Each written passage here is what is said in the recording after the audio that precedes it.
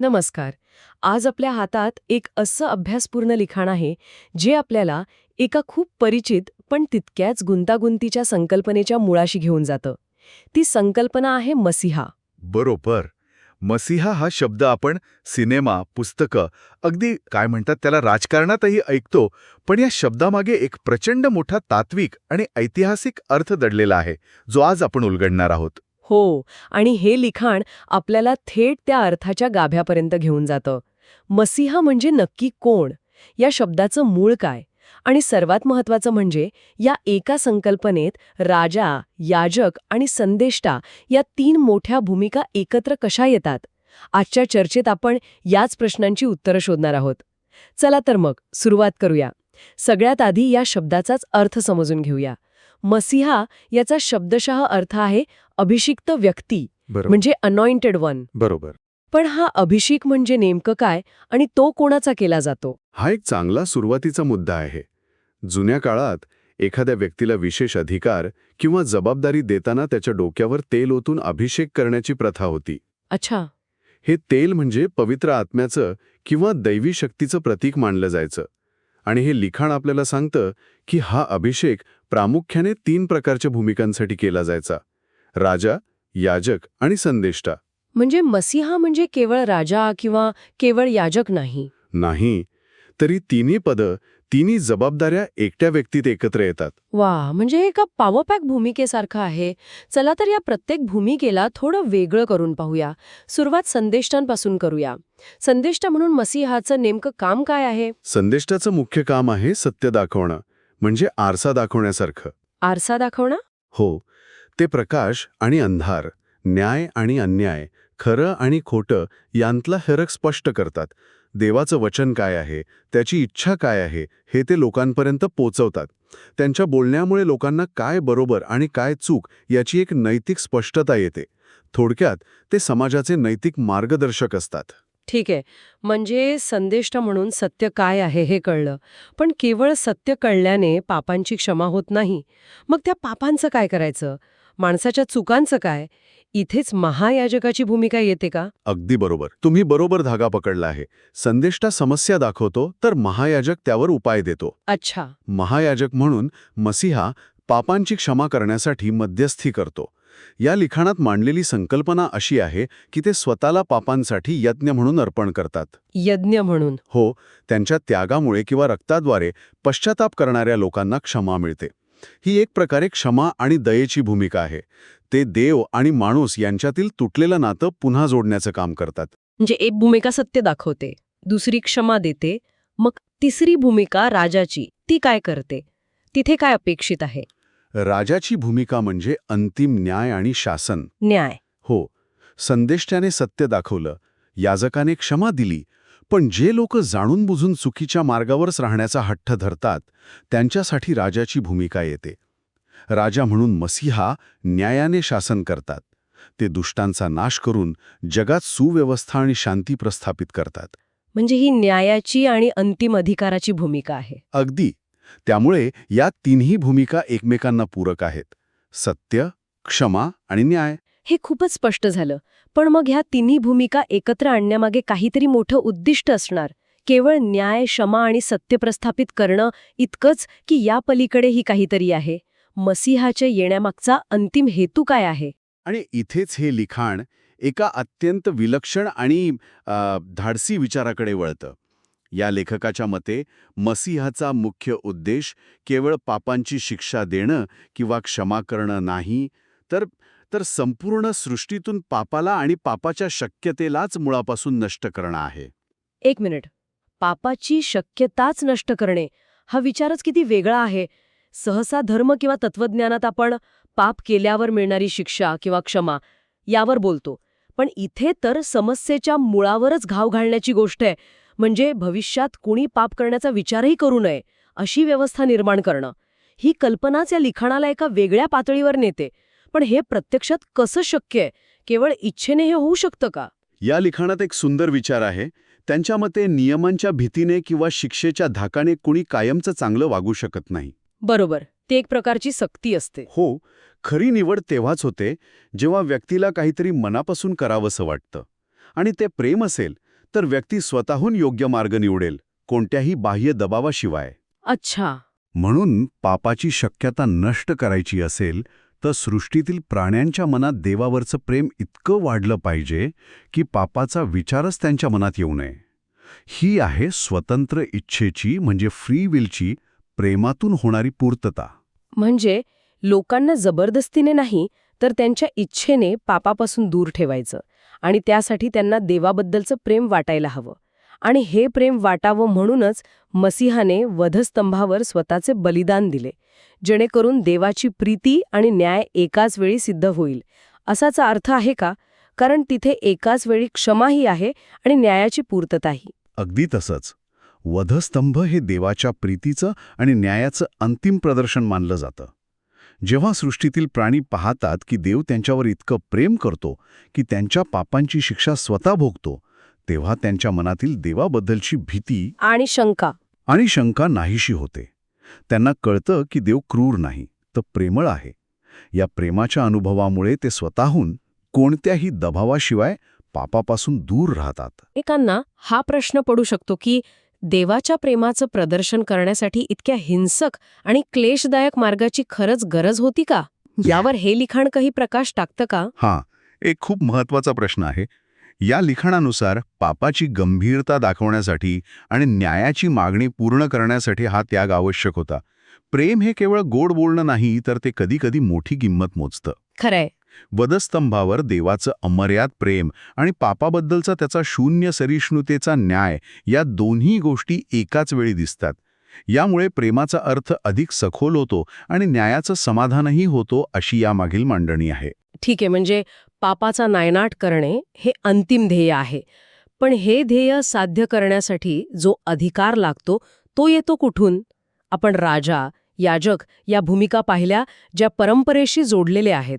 पण हे लिखाण आपल्याला एका अशा व्यक्तीकडे घेऊन जातं जिचा उल्लेख फार कमी येतो, मल्खीसेदेक.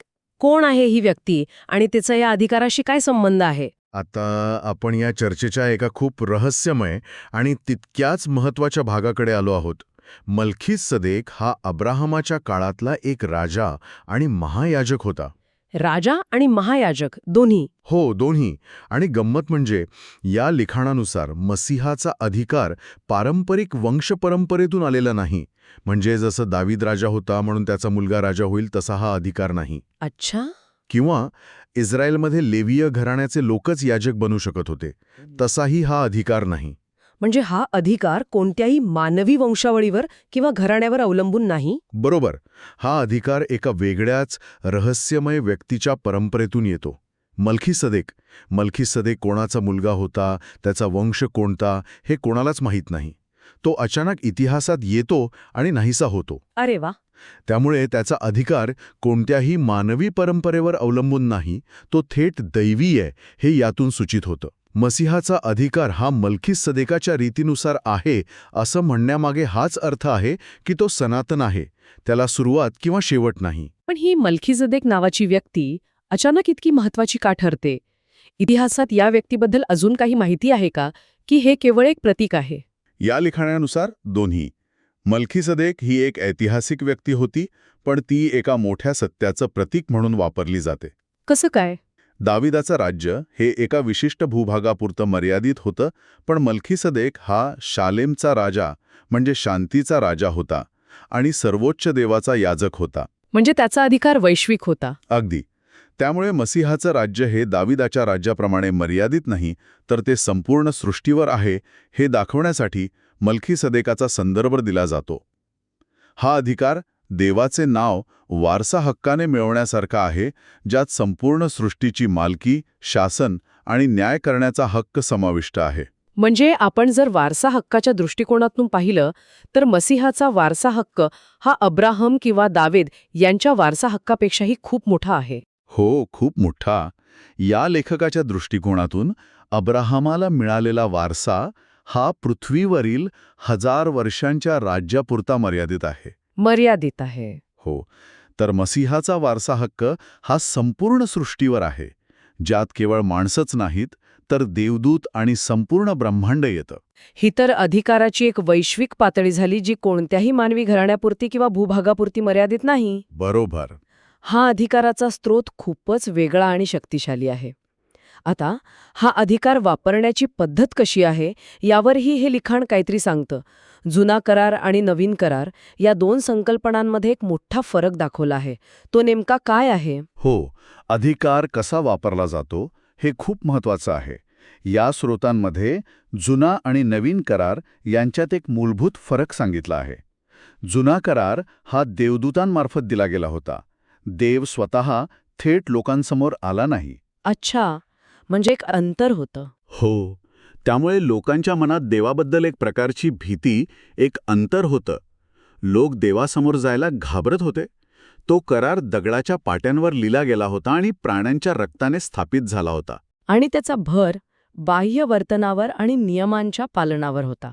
अगदी. म्हणजे तो एक प्रकारचा रूल बुक होता. हे करा, हे करू नका, आणि नाही केलं तर शिक्षा. मग नवीन करार यापेक्षा कसा वेगळा आहे? इथे एक मोठा क्रांतिकारी बदल दिसतो. नवीन करार हा देवदूतांमार्फत नाही, तर स्वतः देवाने मानवी रूपात येऊन दिला. थेट. हो, तो भीतीने नाही तर प्रेमाने दिला गेला. तो दगडावर नाही तर मानवाच्या हृदयावर, त्याच्या अंतःकरणात पवित्र आत्म्याद्वारे लिहिला जातो. दगडावर नाही, हृदयावर. आणि तो प्राण्यांच्या रक्ताने नाही तर स्वतः देवाच्या म्हणजे येशूच्या रक्ताने स्थापित झाला आहे. म्हणजे कायद्याची जागा आता नात्याने घेतली आहे. याचाच अर्थ देवापर्यंत पोचणं सोपं झालं. लोक देवाला पाहू शकले, ऐकू शकले आणि त्याला स्पर्श करू शकले, ज्यामुळे देवाचं प्रेम त्यांना थेट अनुभवता आलं. भीतीची जागा जवळीकीने घेतली. अगदी तसंच. आणि यामुळेच लोक भीतीने नव्हे तर प्रेमाने एका नात्यातून आज्ञापालन करू शकतात. या लिखाणात एक सुंदर विचार मांडला आहे की देव स्वतः एक लहान असहाय्य बाळ म्हणून जन्माला आला. हो. का? जेणेकरून सृष्टीतील प्राण्यांना, माणसांना त्याची भीती वाटू नये. हा विचारच किती सुंदर आहे. हो ना. जगातले राजे आपली शक्ती दाखवण्यासाठी मोठे मोठे महाल बांधतात, सैन्य उभं करतात. पण या विचारामागं तर्क असा आहे की सृष्टीच्या राजाने शक्तीचं प्रदर्शन करण्याऐवजी स्वतःला लहान आणि दुबळे केले, जेणेकरून कुणी त्याला घाबरू नये. वाह. म्हणजे देवाचं बाळ म्हणून जन्माला येणं हे केवळ एक भावनिक प्रतीक नाही, तर ते शक्ती आणि अधिकाराच्या पारंपरिक कल्पनेला दिलेलं एक थेट आव्हान आहे. बरोबर. अगदी बरोबर.